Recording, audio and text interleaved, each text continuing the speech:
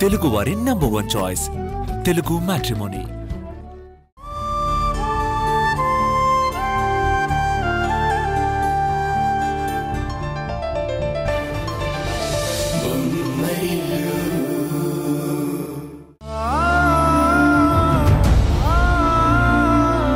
అత్తయ్య, మీరెప్పుడు సంతోషంగా ఉండాలి. హారికలాగా నేను మిమ్మల్ని డిసప్పాయింట్ చేయను. పండంటి మగపిల్లాన్ని కని మీ చేతిలో పెడతాను.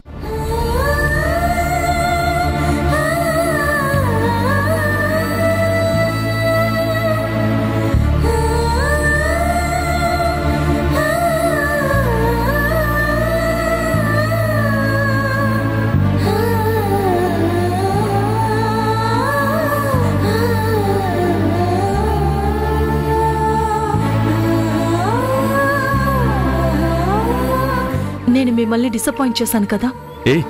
ఏంటిది? అవును, తల్లిగా బిడ్డ కోసం నేనెంత ఎదురు చూశానో తండ్రిగా మీరు అంతే ఆశగా ఎదురు చూసి ఉంటారు కదా. నా వల్ల మీరు హారిక, మనం మర్చిపోవాల్సిన విషయాన్ని మా వదిన పదే పదే గుర్తు చేస్తూ ఆనందాన్ని పొందుతూ ఉంటుంది. ఇక ముందు ఆ అదృష్టం తనకు మాత్రమే దక్కిందని ఇంకా ఎక్కువ దర్పం చూపిస్తుంది. అందుకు నువ్వు మానసికంగా సిద్ధంగా ఉండాలి. నేను చాలా సెల్ఫ్ కాన్ఫిడెన్స్ ఉన్నదని అనుకునేదాన్ని, కానీ ఇలాంటి వాళ్ళ మాటల వల్ల ఆ విశ్వాసం పోతుంది. అలా మాట్లాడడం మా వదినకు పుట్టుకతో వచ్చింది. మనమేంటో మనకు తెలిసినప్పుడు ఇంకొకరు ఏమనుకుంటే మనకేంటి? ఒకరికి జరిగిన నష్టాన్ని చూసి బాధపడాలి, కానీ అది మాటి మాటికి గుర్తు చేసి బాధ పెడుతూనే ఉండాలా? మా అమ్మ అన్నయ్య ఇప్పుడు సంతోషంగా ఉన్నారు కాబట్టి వాళ్ళ సంతోషాన్ని పాడు చేయడం ఇష్టం లేక కోపాన్ని కంట్రోల్ చేసుకుని వచ్చాను.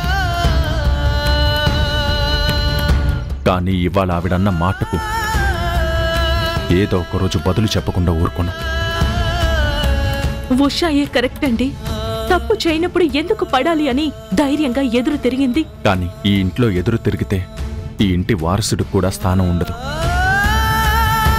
మా తమ్ముడికి ఎంత అన్యాయం జరిగిందో చూసావు కదా. కొంచెం ఓపిక పట్టు. కానీ ఇలా ఎంతకాలమో చెప్పనా? మనం బాగా కష్టపడి శ్రమపడి మా అమ్మకు మనం కూడా ఒక వారసుని కనిచ్చేంతకాలం.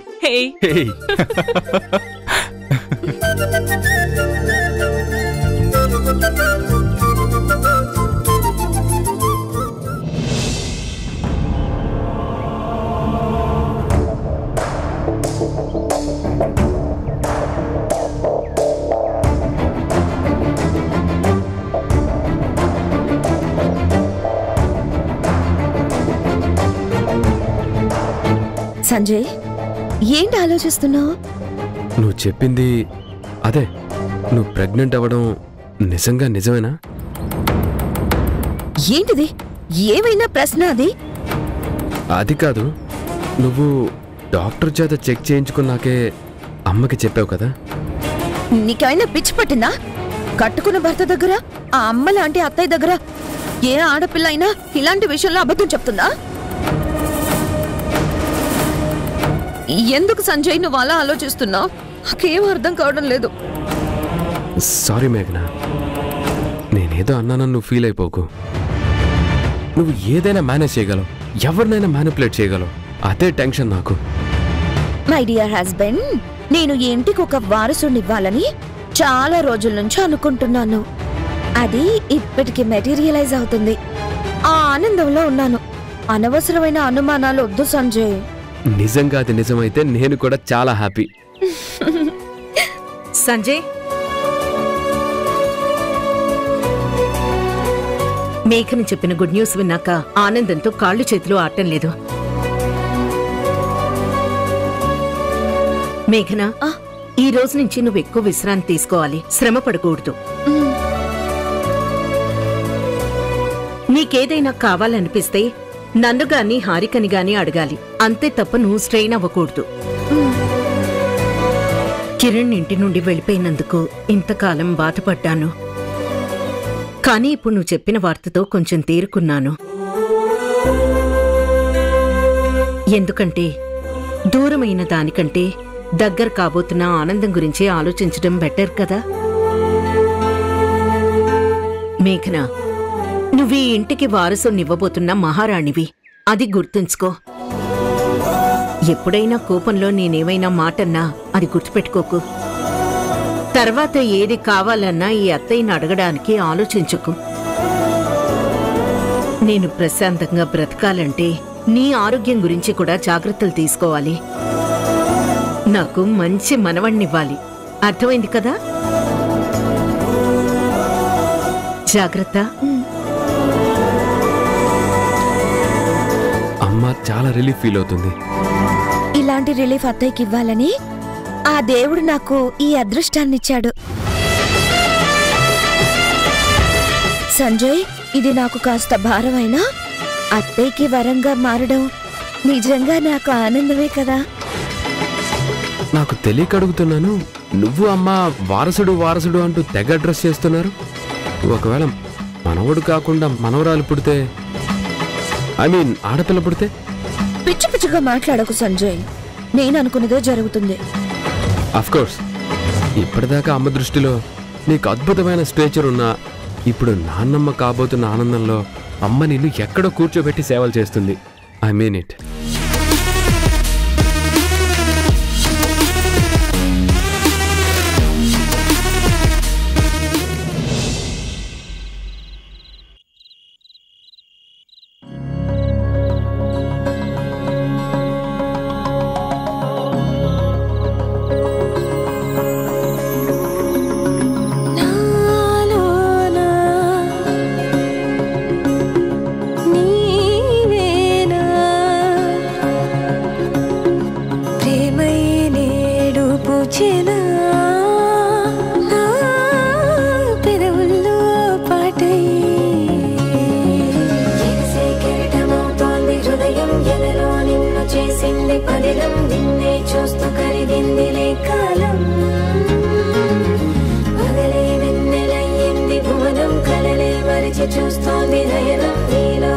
ఏవండి, ఈ 2 వేళ్ళల్లో ఒకటి పట్టుకోండి. ఎందుకు? పట్టుకోండి. 2 వేళ్ళు పట్టుకుంటే ఏమవుతుంది? కవల పిల్లలు పుడతారు. అలా పట్టుకుంటే పిల్లలు పుడతారని ఎవరు నీకు చెప్పింది? మరేం చేయాలి? ఏం చెయ్యాలంటే ఏం చేయాలి? నువ్వు పుట్టింది పెరిగింది కోదాడే కదా? అవును. ఎందుకంటే ఏం ఎక్స్పెక్ట్ చేస్తాంలే. ఏమండి, మీరు నన్ను నా ఊరిని ఇన్సల్ట్ చేస్తున్నారు. కాంతం, కూర్చో కూర్చో. అయినా ఈ వేళ్లకి వేళ్ళకి సంబంధం ఏంటి చెప్పు? ఈ వేలు పట్టుకుంటే పాప, ఈ వేలు పట్టుకుంటే బాబు అనుకున్నాను. మీరు 2 వేళ్ళు పట్టుకుంటే ఒకేసారి పాప బాబు పుట్టేస్తారు. నేను ఫ్యామిలీ ప్లానింగ్ ఆపరేషన్ కూడా చేయించుకోవచ్చు. హాలు లేదు, చూలు లేదు, అప్పుడే అంత దూరం వెళ్ళిపోయావా? ఆలు పక్కనే ఉంది. ఆలు మగలం ఇద్దరం ఉన్నాం. చూలు పైన ఉంది. అయితే అవును, పాప పుడితే ఏం పేరు పెడదామంటారు? పాపం. పాపం కాదండి, పాప. పాపనే పాపం అంటున్నాను. ఎందుకు? అసలు మనం ఉన్న పరిస్థితి ఏంటి? నువ్వు కనే కలలేంటి? కలలు కనాలి, వాటిని నిజం చేసుకోవాలి అన్నారు మోడీ గారు. అన్నది మోదీ గారు కాదు, కలాం గారు. అదే మన ప్రైమ్ మినిస్టర్ గారు. ఆయన ప్రైమ్ మినిస్టర్ కాదే, ఎక్స్ ప్రెసిడెంట్. మరి మోడీ గారు? ఆయన ప్రైమ్ మినిస్టర్. మరి ఆయన ఏమన్నారు? ఏమనలేదా? రోజు పేపర్ చదువుతారు, మీకు తెలీదా? ఆయన ఏమన్నారో నాకు తెలుసో తెలీదో పక్కన పెడితే నీది కోదాడ అని కన్ఫర్మ్ అయింది. సరే, ఎవరో ఒకరులేండి. మీకు కవిత చెప్తాను, వినండి. చెప్పండి. ఇది నేను కనే కళ, మీది మనసు కాదు, అది శిల. కప్పేస్తోంది వలపుల వల, కమ్మేస్తోంది తలపుల అలా. రాద్దామా ఇద్దరం ఓ పిల్ల నవల. నన్ను చావగొట్టకు నువ్వలా. ప్రాస కోసం ప్రాకులాట అంటారు దీన్ని. ఏంటి అలిగావా? మరి అలగరా? చూడు, మనకి పిల్లలు కావాలి, కానీ ఇప్పుడే కాదు. నేను ఒక మంచి ఉద్యోగం చూసుకోవాలి, ఒక మంచి ఇల్లు కొనుక్కోవాలి, కార్ కూడా ఉండాలి. అప్పుడు కలలు కాదు, కవల పిల్లలనే గంధం. ఇప్పుడు మాత్రం అలాంటి ప్రోగ్రామ్స్ ఏమీ పెట్టుకోకు.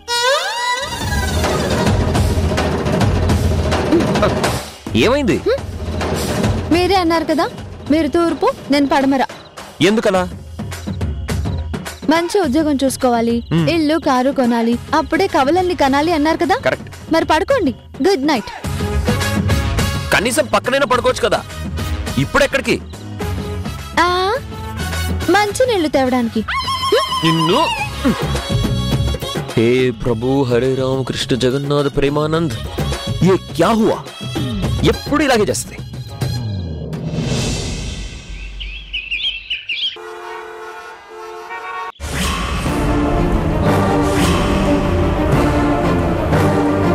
నిషా, అమ్మా నిషా, ఒక్క నిమిషం ఆగండి. లోపల డాక్టర్ ట్రీట్మెంట్ చేస్తున్నారు.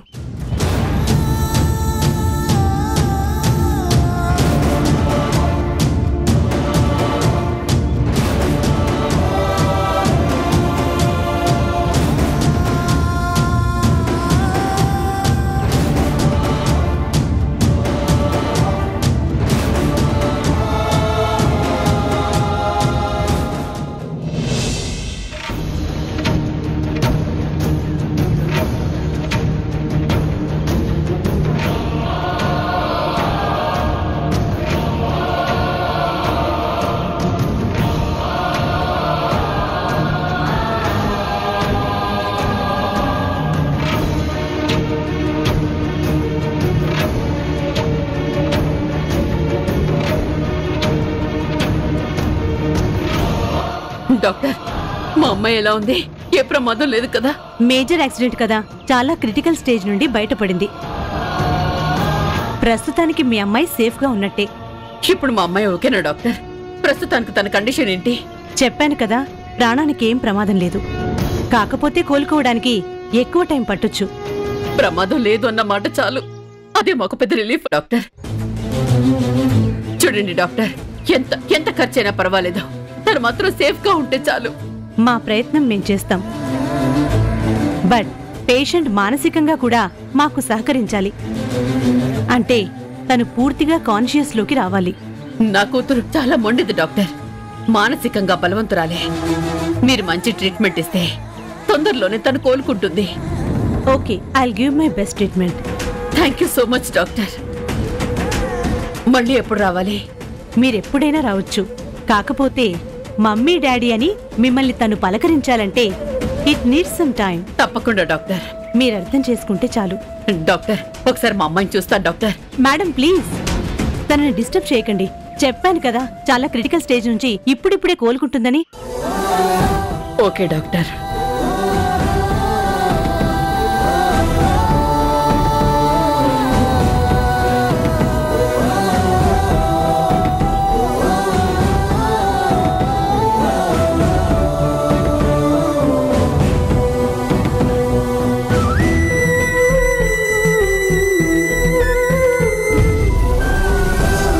ఇప్పుడేం చేద్దాం? చెయ్యాల్సింది చాలా ఉంది. ఒకటి, నిషా ఇక్కడ ఈ హాస్పిటల్లో ఈ కండిషన్లో ఉన్న విషయం బయటికి పొక్కకుండా చూడడం. రెండు, నిషా గురించి ఎంక్వైరీ చేస్తున్న ఏసీపీ తరుణ్కి ఇక్కడ పోలీసులు మెసేజ్ ఇవ్వకుండా కంట్రోల్ చేయడం.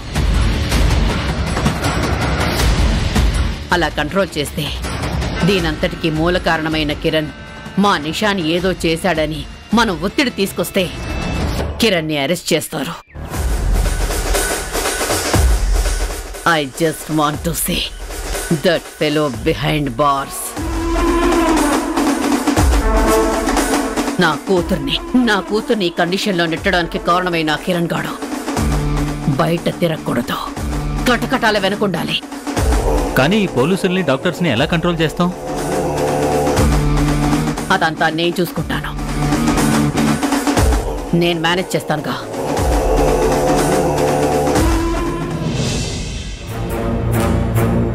ఎక్కడున్నా సరే గాలించి పట్టుకోండి. ఆ స్టూపిడ్ని వదిలిపెట్టే ప్రసక్తే లేదు. ఓకే. Good morning sir.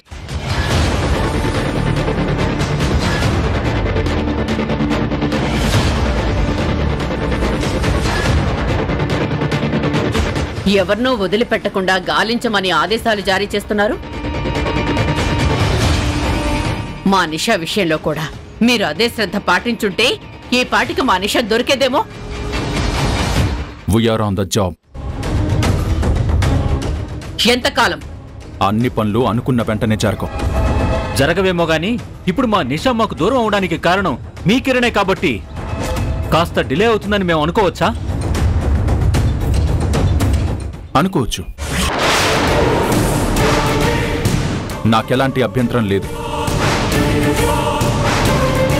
కానీ నా తమ్ముడికి కండిషనల్ బెయిల్ ఇచ్చింది కోర్టు, నేను కాదు. ఆ విషయం మీకు కూడా తెలుసు పురుషోత్తం గారు. అంటే అరెస్ట్ చేయకుండా మీరు కాపాడొచ్చన్నమాట. వాణ్ణి అరెస్ట్ చేయాలా బయటుంచాలా అన్నది నిర్ణయించాల్సింది కోర్టు. అలా ప్రతిసారి ఏదో ఒక సాకు చెప్తూ మీరు డిలే చేస్తే ఎలా బేర్ చేయగలం? చూడండి ఏసీపీ తరుణ్ గారు, అక్కడ కనిపించకుండా పోయింది మా ఒక్కగానొక్క కూతురు. మా బాధ మీకు అర్థం కావట్లేదా? స్వర్ణ గారు, తప్పి వెళ్ళిపోయిన వాళ్ళని వెతికి పట్టుకోవచ్చు, కానీ తప్పించుకుని తిరిగే వాళ్ళని పట్టుకోవడం కష్టం.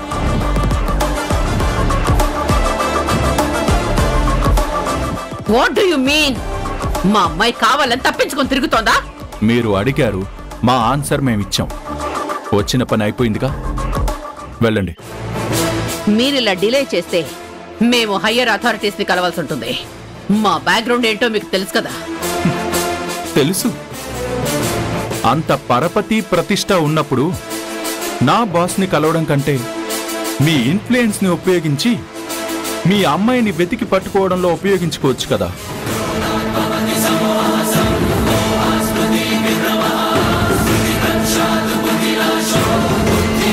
సో మీ ఇన్వెస్టిగేషన్ ఇలా సాగదీసుకుంటూ పోతామంటారు?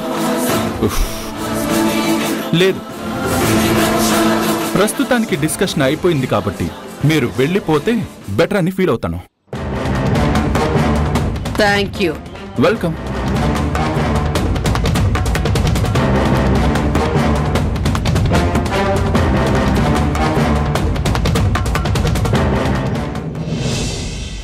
ఇప్పటిదాకా మీ తమ్ముడు కిరణ్ మాత్రమే మాకు శత్రువు, కానీ అదే పనిగా మమ్మల్ని ఇన్సల్ట్ చేస్తున్న నువ్వు కూడా ఇప్పుడు ఆ లిస్ట్ లో చేరిపోయావు మిస్టర్ తరుణ్.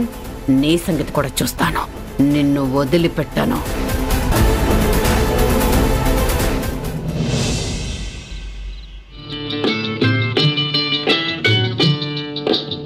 ఆడుతూ పాడుతూ పని చేస్తుంటే అలుపు సొలుపేమున్నది, ఇద్దరమొకటై చేయి కలిపితే ఎదురేమున్నది, మనకు కొదవేమున్నది.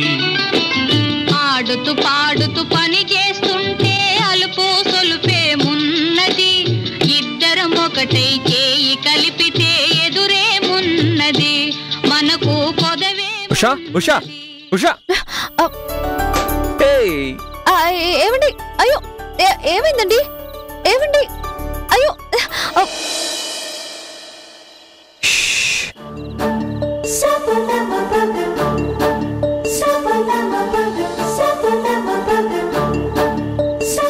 లైట్స్.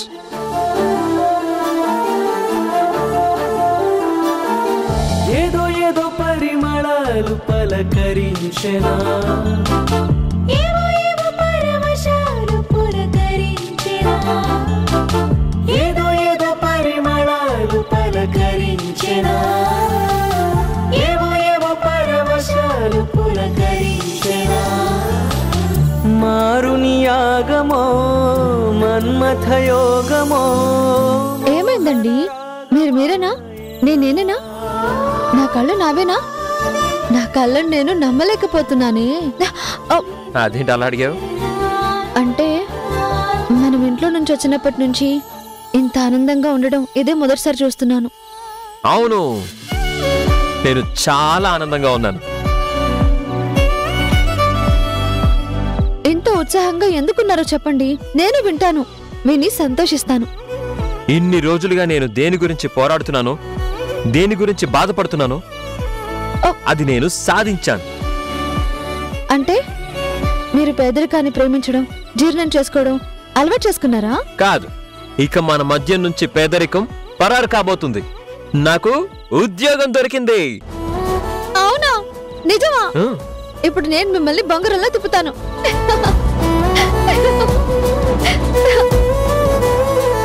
ఓ, ఎంత శుభవార్త చెప్పారండి. ఇంతకీ ఏం జాబ్ అది? నా ప్రొఫెషన్ కి తగ్గ ఉద్యోగం. అంటే నాకు నచ్చేది. అదే ఏంటి? నీకు నచ్చేది. అబ్బా, ఇద్దరికి నచ్చేదే. ఏంటది? మంచి జీతం వచ్చేది. మహాప్రభు, ఆ జాబ్ కో పేరు లేదా? సాంగ్వేర్ ఉద్యోగం.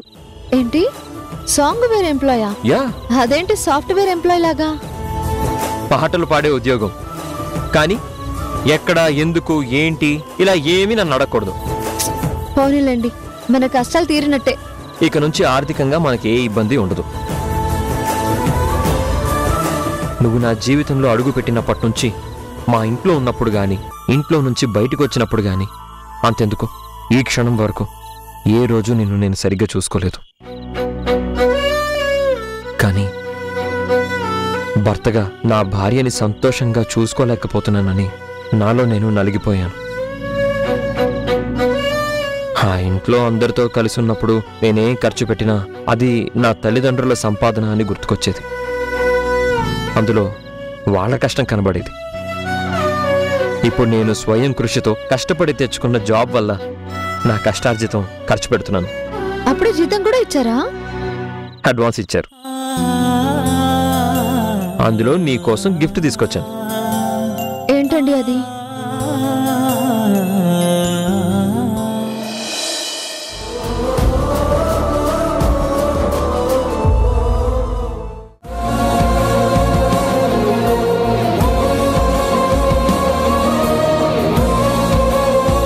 అయ్యో శివ శివ, అపచారం అపచారం, బట్టలు పాడైపోయాయే. పర్లేదండి బాబు, ఈ బట్టలు తీసుకోండి. నాకెందుకండి, పర్వాలేదు. కన్న కొడుకు అందుబాటులో లేడని తన పుట్టినరోజు కోసం ఒక తల్లి కొన్న బట్టలివి. ఎవరావిడ? అదిగో అక్కడ హోమం చేయిస్తున్నారే ఆవిడ.